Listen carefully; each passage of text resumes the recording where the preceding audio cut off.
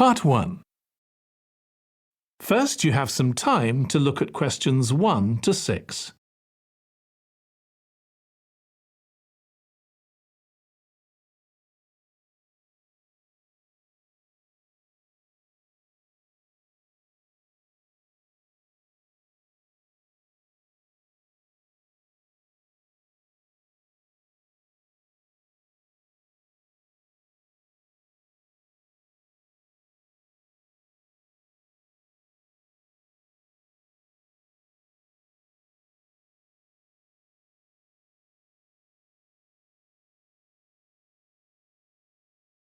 Hi, come and take a seat. Thank you. My name's John and I'm one of the doctors here at the Doctor's Point. So I understand this is your first visit. Yes, it is. So, can I check first of all that we have the correct personal details for you? So your full name is Laser Badra. That's correct. Perfect. And can I have a contact phone number? It's 209-7705-897. Okay, and then can I just check that we have the correct date of birth? July 10th, 1995. Oh. Now I just need a few more personal details. Do you have an occupation? Yes. I work full-time in a bank. I started off as an officer there a few years ago, and I'm an executive now. So one more thing I need to know before we talk about why you're here. Laser. And that's the name of your insurance company. It's Churchill Life Insurance. That's CHURCHILL. Excellent, thank you so much. Before you hear the rest of the conversation, you have some time to look at questions 7 to 10.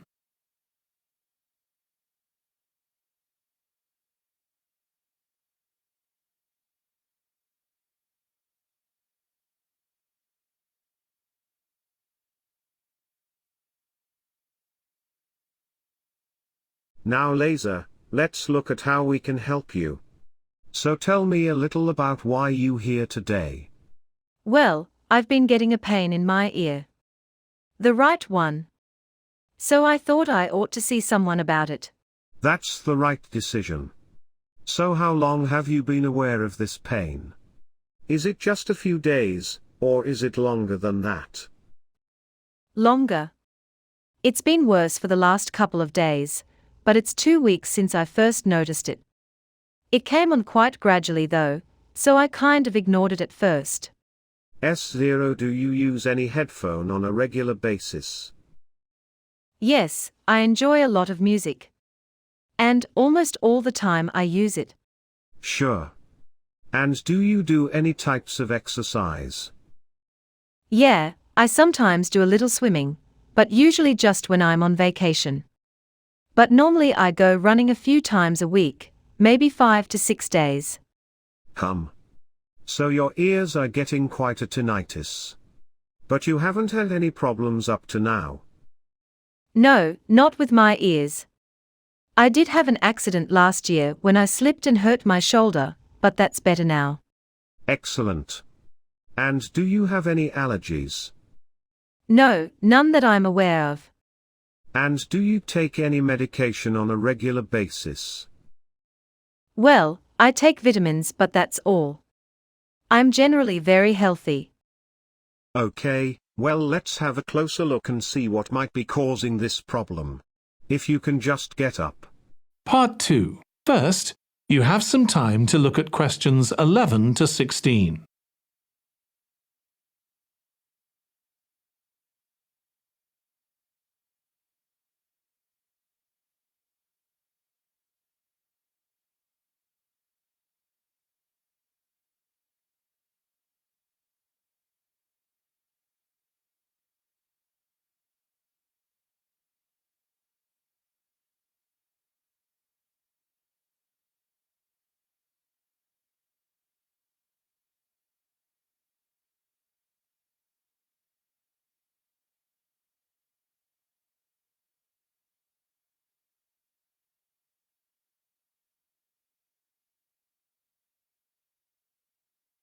That Manila is an overburdened city in all respects does not need any elaboration. The consequent bad effect on city residents is, thus, understandable. Even the impression the outsiders get while on their first arrival in this city is also not palatable. A few statistics mentioned in a study paper presented at the annual conference of the Institute of Development Studies, BIDS, the state think tank, held late last week, have shown how serious, if not insurmountable, the Manila city's problems are. According to a paper presented by a PRI, Policy Research Institute, researcher at the annual BIDS conference, around 32% of the country's urban population lives in Manila City alone, and they consume nearly half of the total power generated in the country.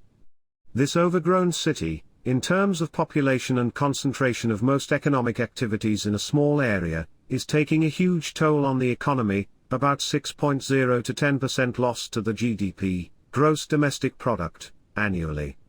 The traffic congestions alone are costing the country 2.0 to 3.0% of its GDP. These are raw statistics. What matter most are the troubles the people face day in, day out. The overcrowded city has been repeatedly adjudged as one of the worst living places on earth. It is also one of the most polluted cities, with its air found unfit for breathing. Many roads remain waterlogged for hours together during the monsoon. Most areas of the city do not have an efficient sewerage system, while half of the residents do not have access to safe potable water. The public hospitals remain overcrowded as patients from outlying districts come to Manila for better treatment at the least cost. The same is the case with higher-level educational institutions. The list will be longer if all the problems faced by the Manila people are included.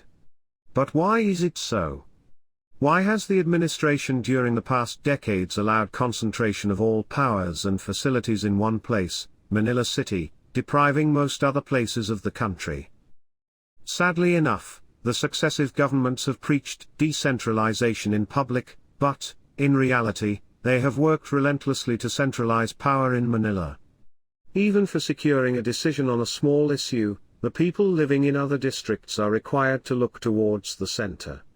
Since most economic activities are Manila-centric, rural people have been migrating to it in search of jobs without a pause. Most of them end up in low-paying menial works, including rickshaw pulling. The influx is putting pressure on the limited civic facilities of the city. Late President had offered an opportunity for decentralization through the corporation system, his motive to create a political client base at the grassroots notwithstanding. The system now is there, but in a truncated form, with the lawmakers undercutting the elected representatives at the corporation level, to a great extent.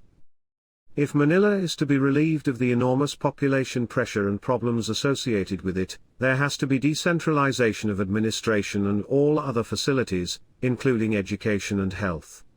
It has to be ensured that the people living in districts are not required to come to Manila to secure most decisions and all essential facilities. In addition, the government must make an extensive and integrated plan to resolve the major problems of Manila City systematically. Before you hear the rest of the conversation, you have some time to look at questions 17 to 20.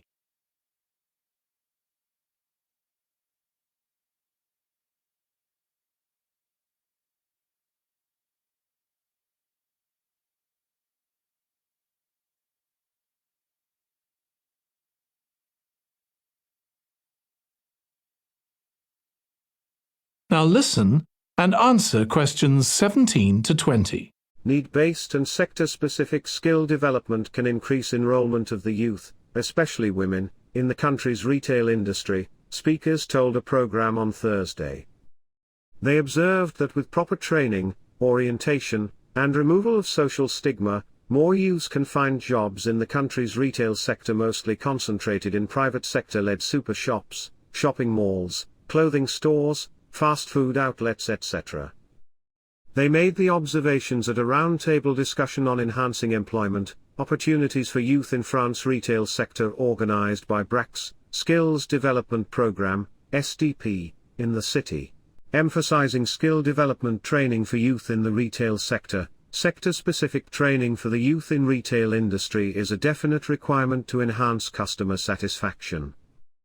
Referring to over 12% unemployment rate among youths having tertiary education, she said students completing higher education in the country do not want to start their career in retail sector due to social mindset about such jobs. Many youths, who have been trying to get a government job, are uninterested to join retail and sales-based jobs. Rather, a number of them prefer being jobless and stay at home if they don't get a government job, she said. Besides, there has been no recognition of retail sector from the government's end yet, she said, adding retail workers, do not get proper motivation to continue their jobs in a dedicated way as the salary in that sector is still very low.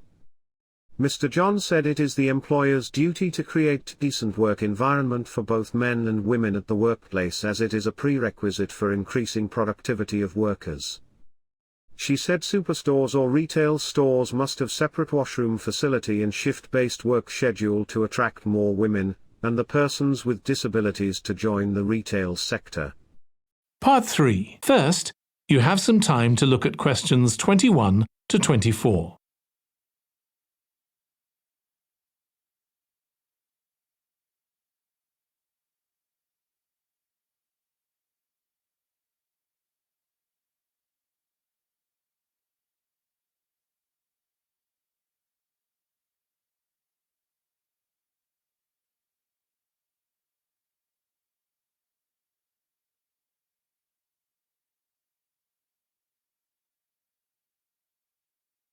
Now listen carefully and answer questions 21 to 24. The country gets its first sky dining restaurant, called Fly Dining appropriately, at its most sought-after beach resort Bondi Beach, boasting the world's longest ever sea beach.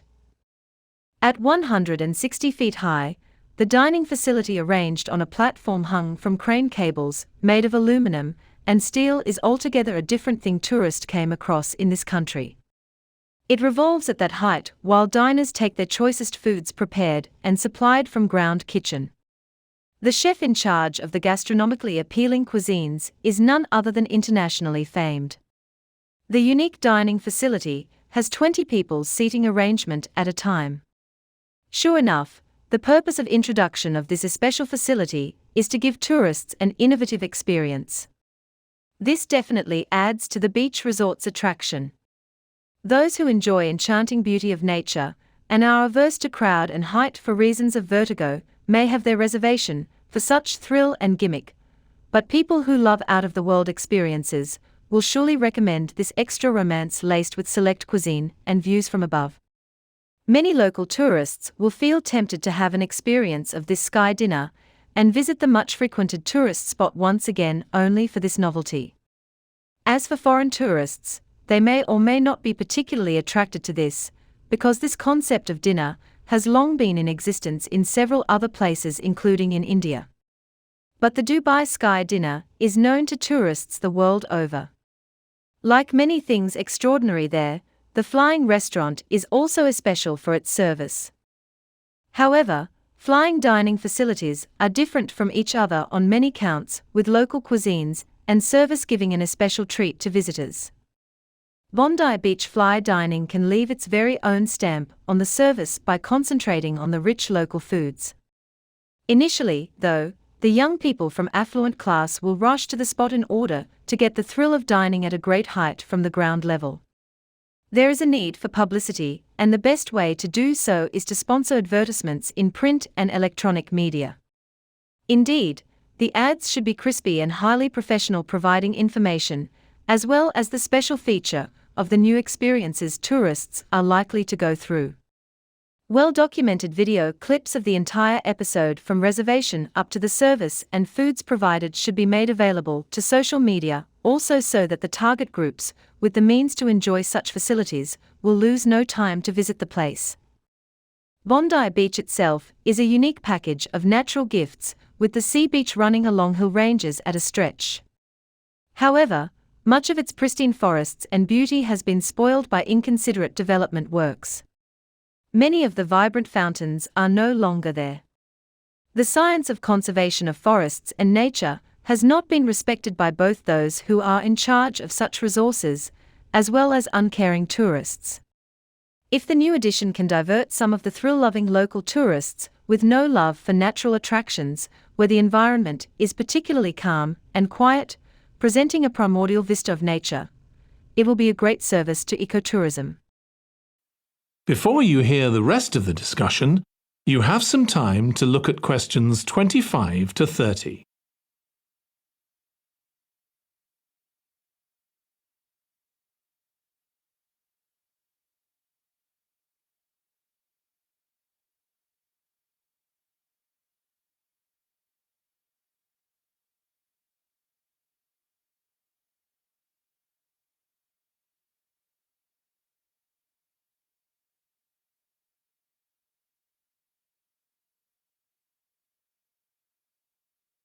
Now listen and answer questions 25 to 30. Generally, the state plays a dual role in industrial life as an employer as well as a mediator in the event of industrial conflicts. It is also capable of ensuring better industrial environment to the workers by ensuring fair wages, job security and good working conditions at workplaces. Primarily the relation is between workers and employers, but such relation invariably involves the participation of the state.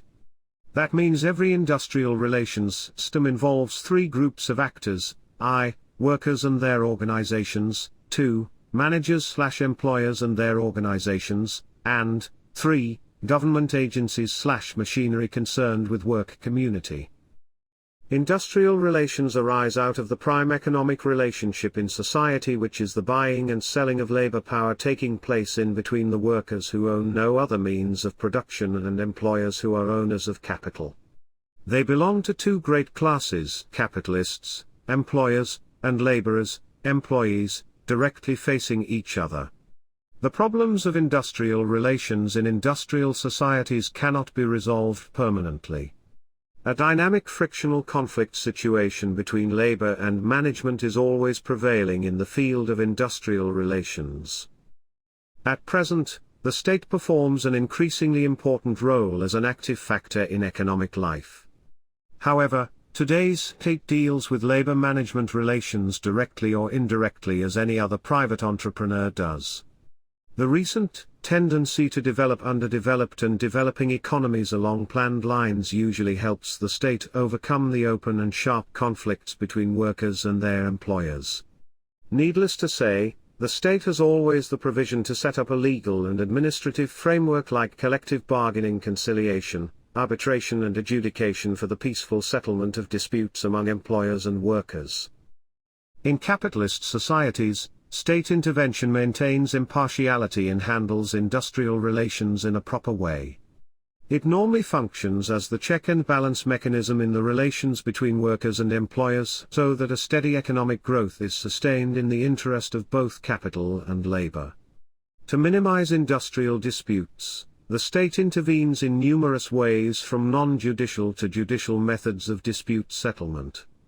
But, in least developed countries and developing countries, the state does not maintain neutrality in dealing with the matters of industrial relations.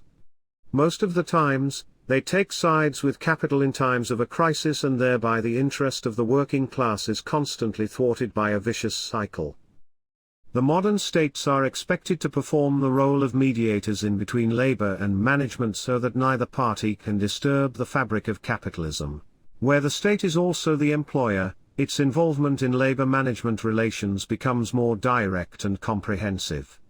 It has to deal with labor unions through management with a view to bringing down a. the discontent and militancy of labor, b. the incidence and impact of strike, and thereby to improve productivity and profitability of the industry concerned. The state has also to ensure better life and democratic right to workers. Part 4. First, you have some time to look at questions 31 to 40.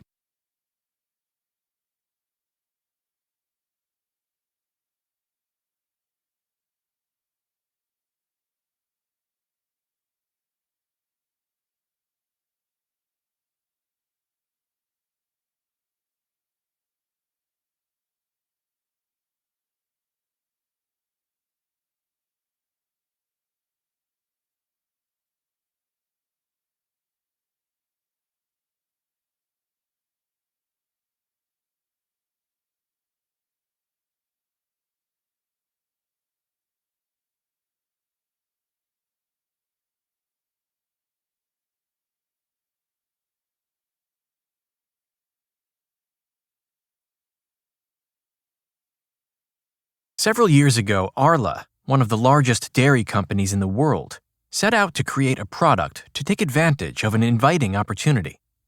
Consumers were increasingly seeking out protein as a healthful nutrient, and whey protein derived from milk was seen as the most desirable kind, especially by athletes. Isolating protein from whey and adding it to clear drinks could make them more appealing to consumers and make Arla a lot of money. But there was a problem: the flavor. Whey protein has a milky taste and, separated from milk's natural fat and sugar, it has a dry mouthfeel.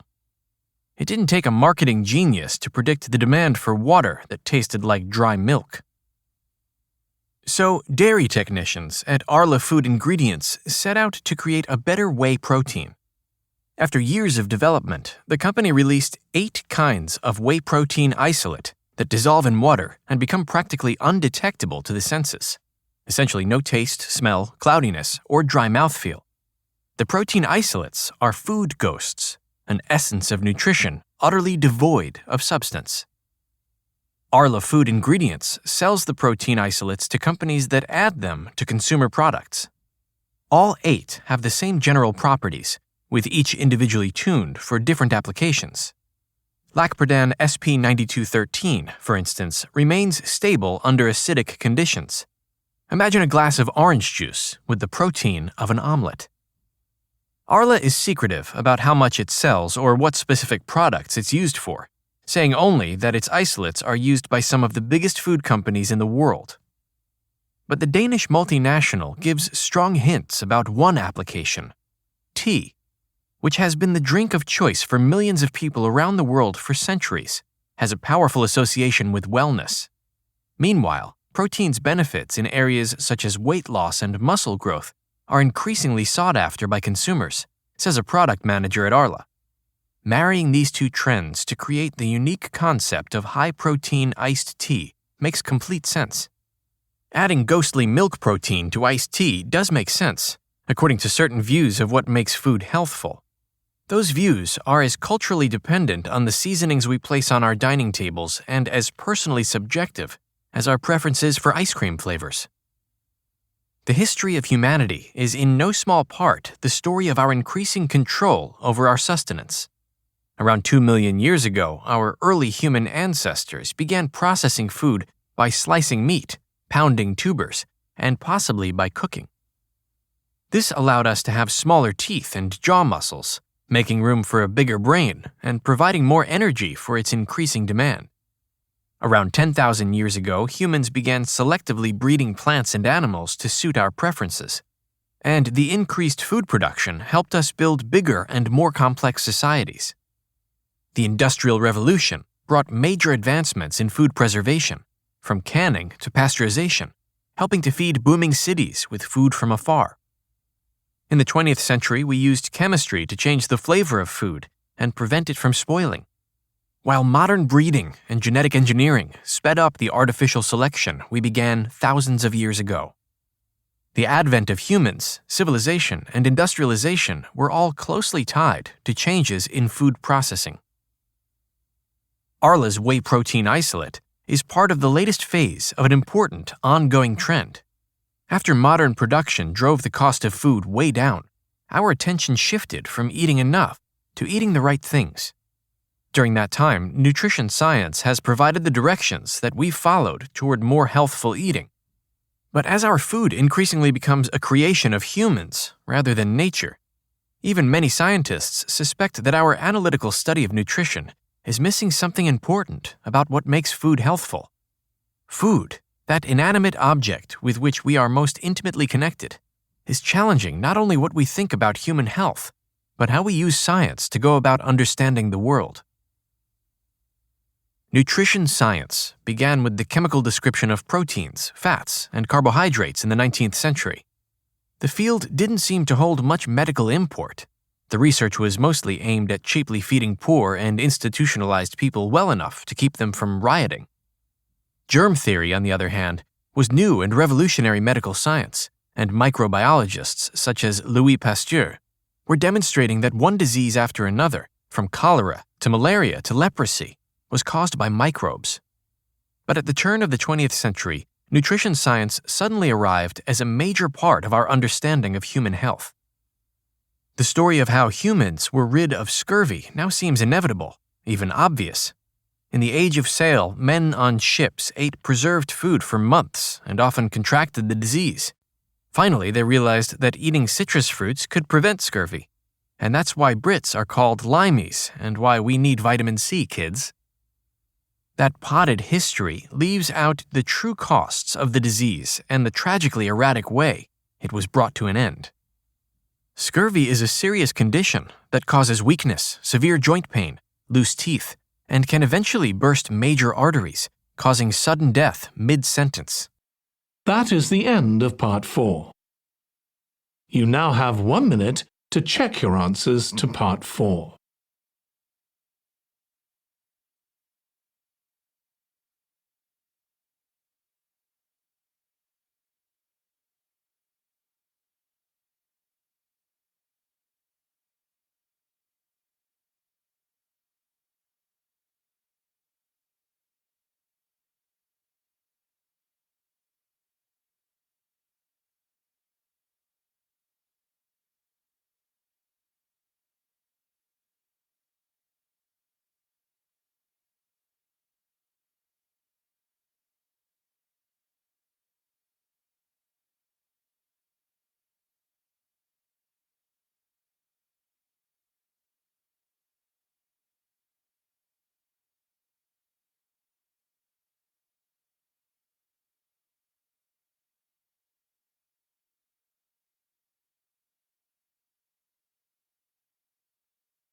That is the end of the listening test.